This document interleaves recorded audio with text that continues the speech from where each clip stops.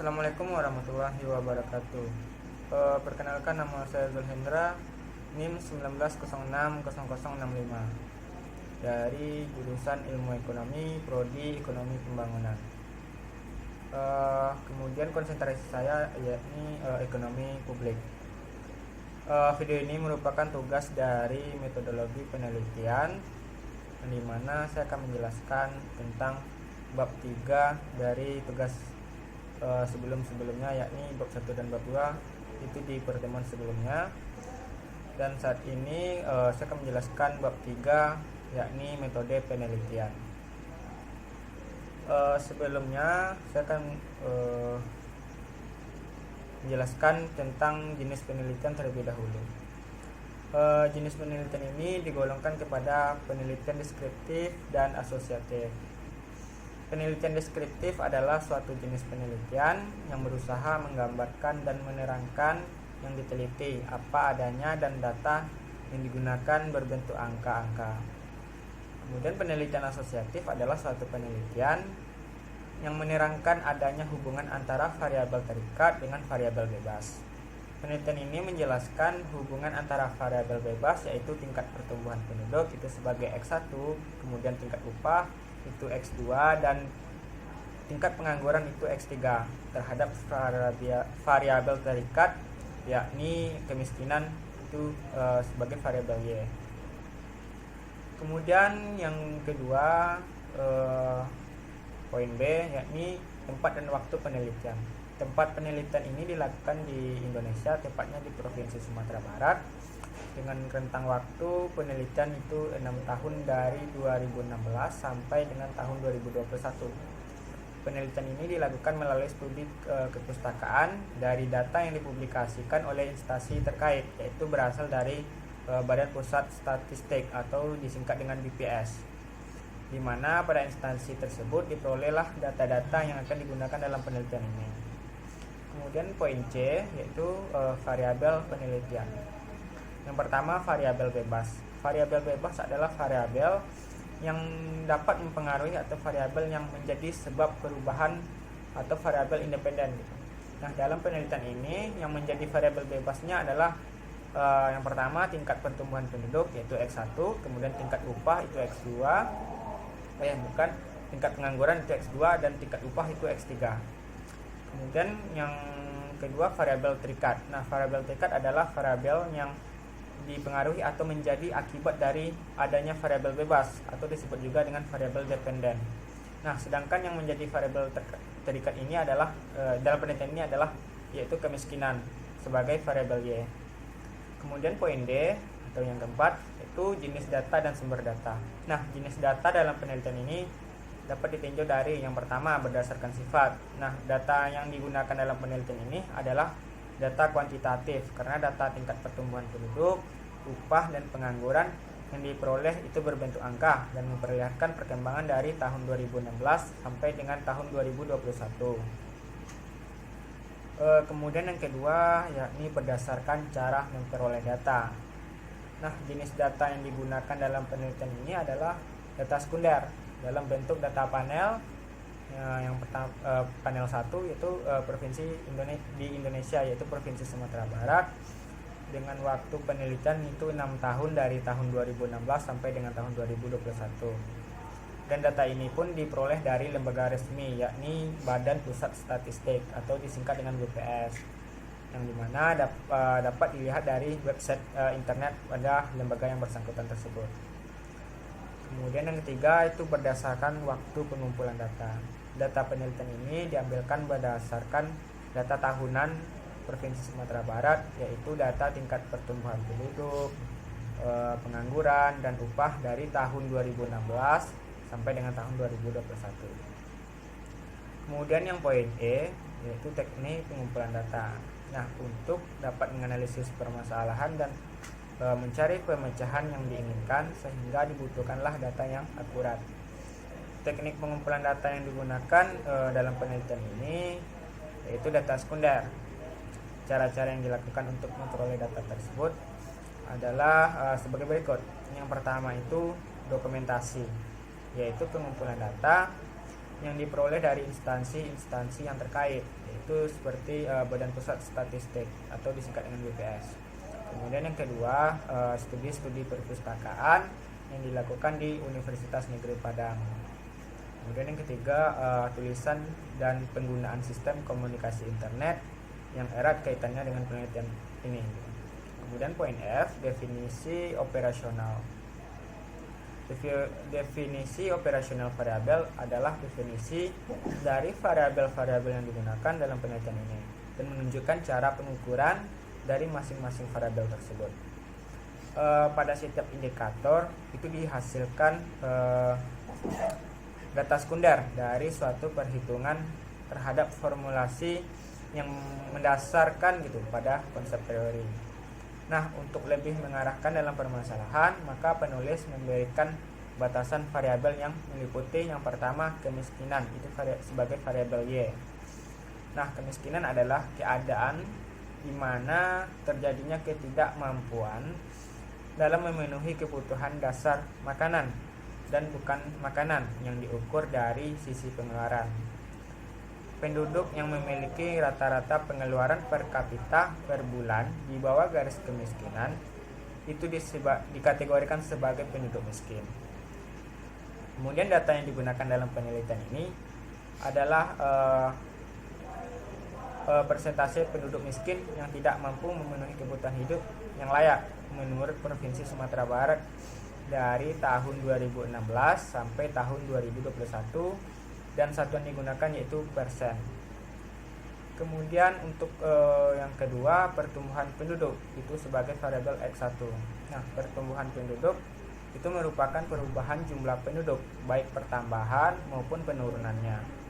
Pertumbuhan penduduk itu dipengaruhi oleh besarnya kelahiran atau birth, kemudian kematian atau death, dan juga migrasi masuk atau immigration, dan migrasi keluar atau out migration. Data yang digunakan adalah data laju pertumbuhan penduduk di Provinsi Sumatera Barat dari tahun 2016 sampai dengan tahun 2021, dan satuan yang digunakan adalah dalam jiwa dan lajunya itu dalam bentuk persen. Kemudian yang ketiga, yaitu tingkat pengangguran sebagai variabel X2. Pengangguran merupakan suatu keadaan di mana seseorang yang tergolong angkatan kerja ingin mendapatkan pekerjaan tetapi belum dapat memperolehnya. Nah, tingkat pengangguran adalah persentase jumlah penganggur terhadap jumlah angkatan kerja. Data yang digunakan adalah data tingkat pengangguran di Provinsi Sumatera Barat dari tahun 2016 sampai dengan tahun 2021, dan satuan yang digunakan adalah satuan persen. Kemudian yang keempat itu tingkat upah sebagai variabel X3. Nah, tingkat upah adalah suatu standar minimum pendapatan yang diterima oleh pekerja sebagai imbalan dari pekerjaan yang diberikannya dari sektor dunia kerja. Data yang digunakan adalah data yang tingkat upah minimum Provinsi Sumatera Barat dari tahun 2016 sampai dengan tahun 2021, dan satuan yang digunakan adalah dalam rupiah. Kemudian kita masuk ke poin G, yaitu teknik analisis data. Nah, dalam melakukan analisa yang berkaitan dengan variabel yang mempengaruhi kemiskinan di Indonesia, maka sesuai dengan tujuan penelitian hipotesis yang diajukan, maka penulis menggunakan teknik analisa sebagai berikut. Yang pertama itu adalah analisis deskriptif. Nah, analisis deskriptif ini bertujuan untuk menggambarkan masing-masing variabel, yaitu dalam bentuk penyajian data ke dalam tabel distribusi frekuensi. Kemudian dilakukanlah analisis persentase, mean, standar deviasi, dan koefisien variasi, serta memberikan interpretasi terhadap analisa tersebut gitu. Nah, menurut Ackerman pada tahun 2004, untuk mengetahui rata-rata itu dapat digunakan rumusnya sebagai berikut.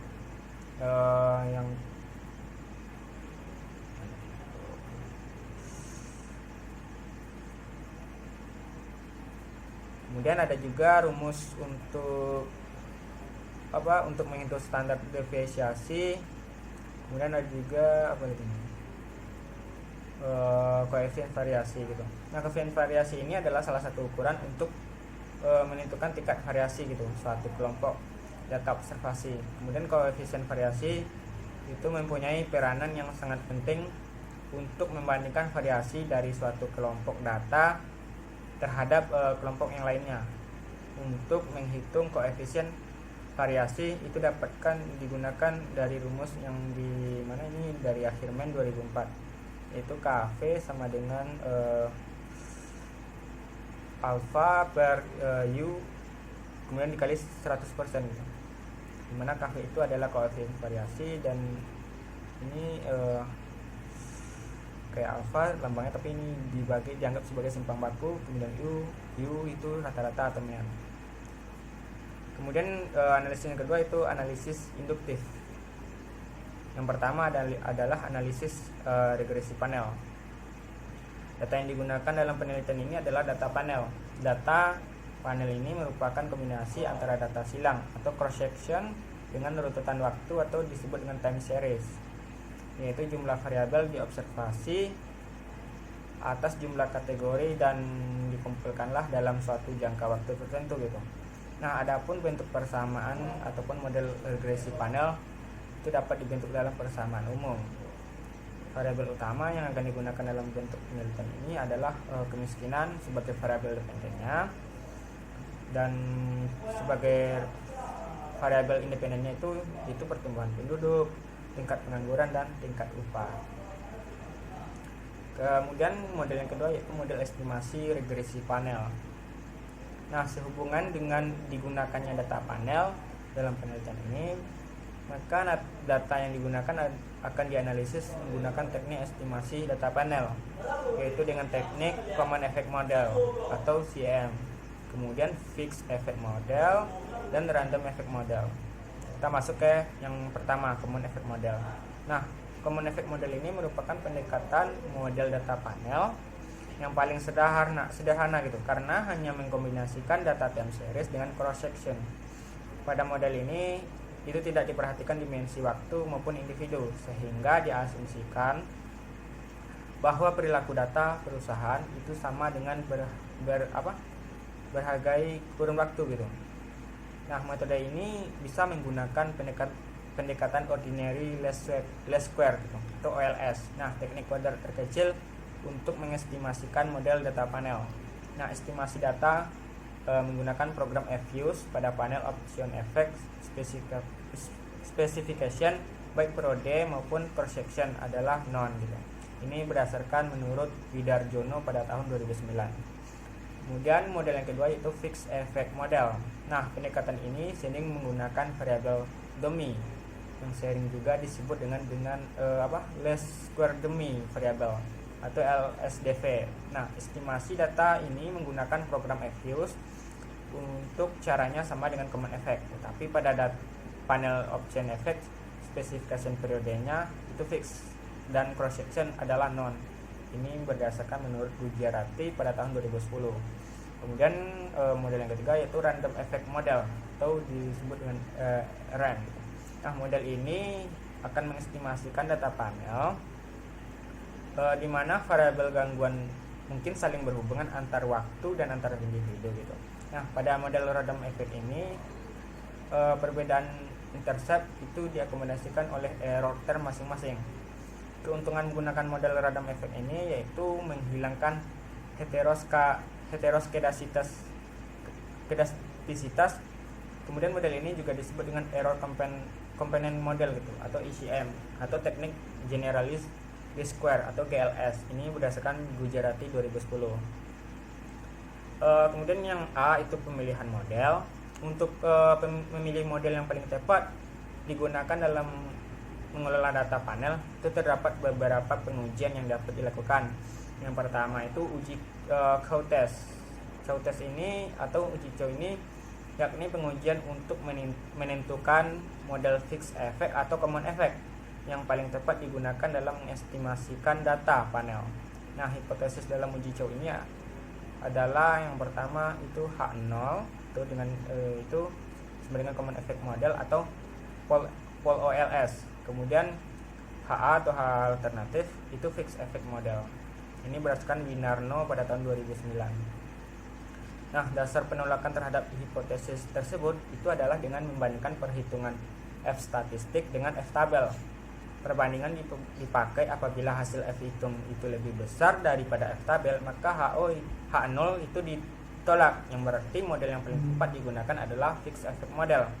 Begitupun sebaliknya, jika F hitung itu lebih kecil dari F tabel, maka H0 itu diterima dan model yang digunakan adalah common effect model. Kemudian uji yang kedua itu uji Houseman. Uji Houseman test ini itu adalah pengujian statistik untuk memilih apakah model fixed effect atau random effect yang paling tepat digunakan dalam penelitian ini.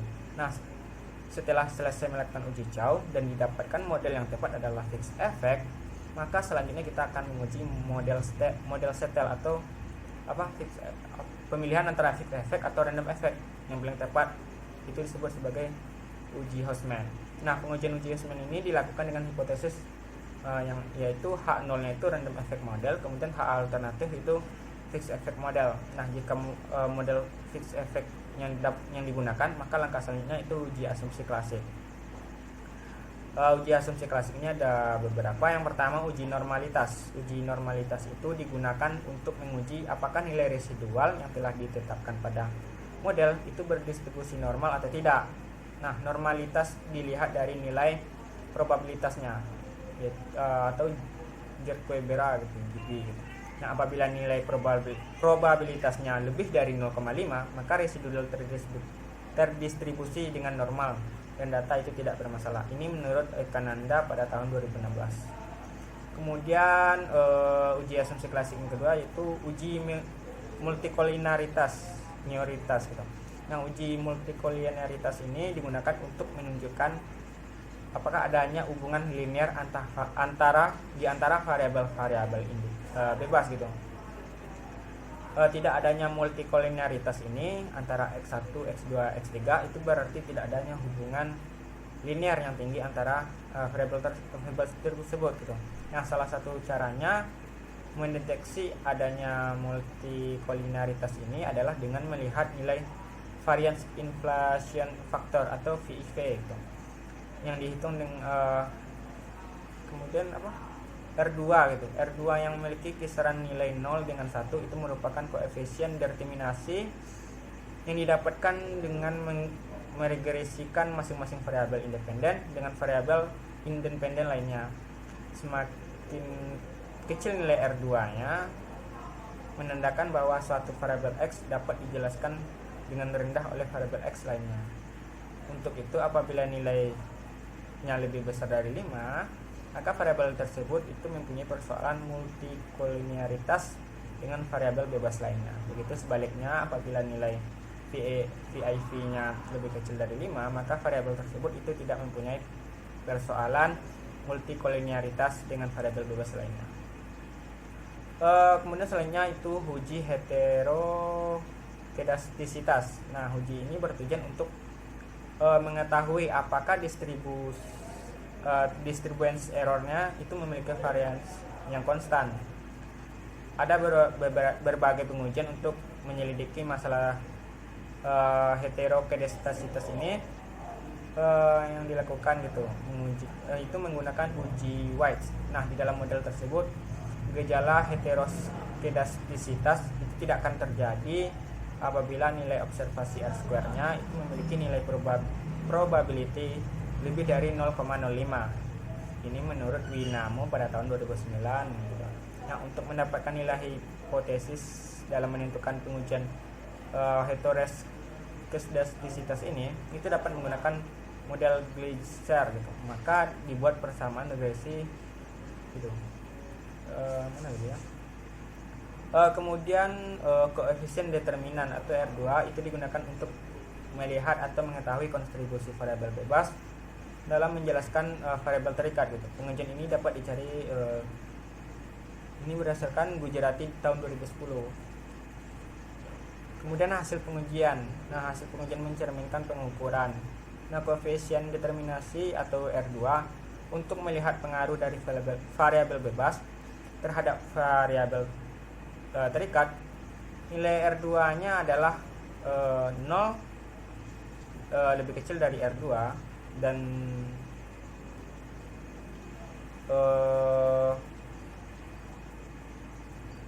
lebih kecil dari 1, jika R2 sama dengan 0 atau mendekati 0, maka antara variabel bebas dan variabel terikat itu saling berhubungan, dan sebaliknya apabila R2 itu sama dengan 1 atau mendekati 1, maka variabel bebas dan variabel tak bebas atau terikat itu berhubungan sempurna.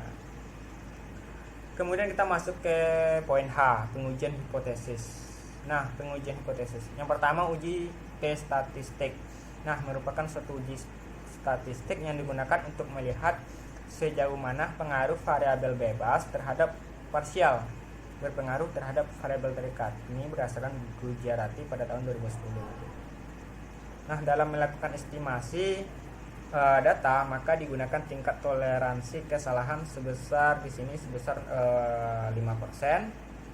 Kemudian dengan kriteria pengujian sebagai berikut. Yang pertama, jika nilai probability lebih kecil dari alfa 0,05, maka keputusannya adalah H0 itu ditolak dan H alternatif itu diterima. Berarti dapat disimpulkan bahwa variabel bebas itu berpengaruh signifikan terhadap variabel terikat secara parsial. Kemudian yang kedua, jika nilai probability-nya lebih besar dari alfa 0,05, maka keputusannya adalah H0 itu juga diterima dan H atau alternatif ditolak.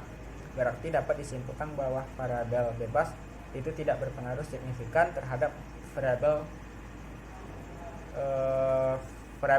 terikat secara parsial gitu. Kemudian yang kedua ada uji F-statistik. Nah, uji F-statistik ini adalah bagian uji statistik yang digunakan untuk membuktikan pengaruh variabel bebas terhadap variabel terikat secara keseluruhan, di mana dalam pengujian ini untuk mengetahui apakah variabel X atau variabel bebas itu secara bersama-sama mempengaruhi gitu, atau berpengaruh secara signifikan terhadap variabel terikat atau variabel Y. Nah, atau untuk mengetahui apakah model regresi dapat digunakan untuk memprediksi variabel terikat atau tidak gitu. Ini berdasarkan Gujarati pada tahun 2010. Dalam melakukan estimasi data, maka digunakan tingkat toleransi kesalahan sebesar 5%. Kriteria pengujiannya itu sebagai berikut. Yang pertama itu, jika nilai probability-nya kecil dari 0,05, maka keputusannya adalah H0 itu ditolak. Yang berarti dapat disimpulkan bahwa variabel bebas itu berpengaruh signifikan terhadap variabel terikat secara simultan. Kemudian yang kedua, jika nilai probability-nya lebih besar dari 0,05, maka keputusannya adalah H0 itu diterima. Yang berarti dapat disimpulkan bahwa variabel bebas itu tidak berpengaruh signifikan terhadap variabel terikat secara simultan. Mungkin hanya itu yang dapat saya sampaikan dalam bab 3 yang saya tulis. Jika ada kesalahan dalam pengucapan dan penyampaian, saya mohon maaf. Saya sudahi dengan wabillahi taufiq wal hidayah. Wassalamualaikum warahmatullahi wabarakatuh. Sekian dan terima kasih.